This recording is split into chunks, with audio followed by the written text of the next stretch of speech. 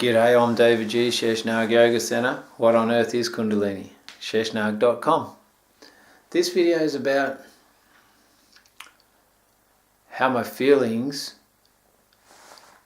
ultimately shape my perception. I've been doing a lot of embodiment work, I've been doing a lot of purification work, trying to agitate my subconscious. The patterns that I embody, the patterns that replay throughout my life, I've been trying to agitate those through practices, through daily life. If I don't do them through the practices, they happen in everyday life. That's what we don't understand. If we've got a choice, I can either do the practices and work out my own shit through facing my shit, or I can not do the practices and then have a relationship or a life, and then the shit will turn up in my everyday life through me judging others and me blaming others, whatever it is. So I've been doing a lot of work to try and take responsibility for myself rather than project it. It's a bit too late for some things because I've projected too much and there's too much wounds and anger and stuff. I've come to realise that my perception of anything is directly related to how I feel at the time.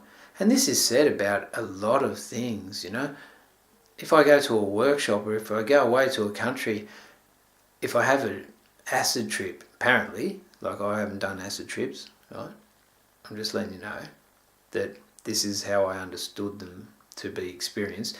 Depends on the frame of mind that I'm in before I go there as to how the experience will be.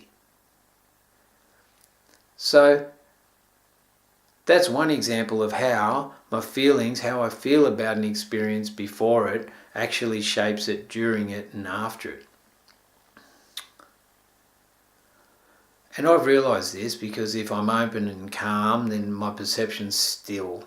If I'm stressed, then I'm defensive.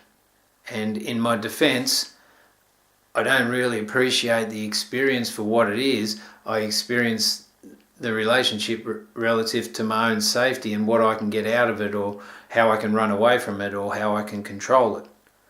Whereas if I'm not in that stressful situation, then my perception of the experience is a lot different to if I am stressed. Same with everything in my life. So if I'm soft in my heart and I see my dog, then I melt into my dog. If I'm traumatised and wounded, then I walk past my dog because I didn't see my dog, even though it's sitting there looking up at me like this, going, "Oh, give me a pat, give me a pat." Did it one day, I walked straight past the dog and she's begging for a pat, and all I did was knee her in the face. I felt like a real scumbag because I was doing something else. All she wanted was a pat, but because I was feeling a certain way, my perception of the experience was totally different. I didn't knee her in the face on purpose.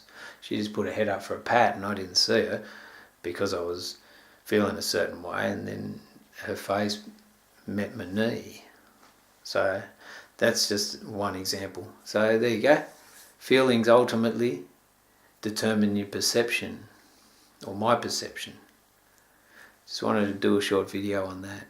How are you feeling? And just think about it in your everyday life.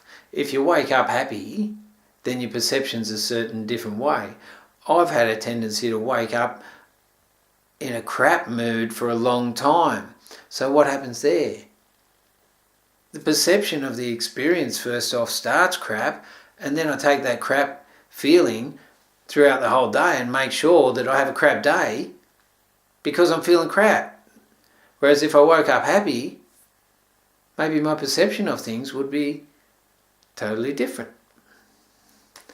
Thanks for listening. Share the world. Om Namah Shivaya. Har Har Mahadev.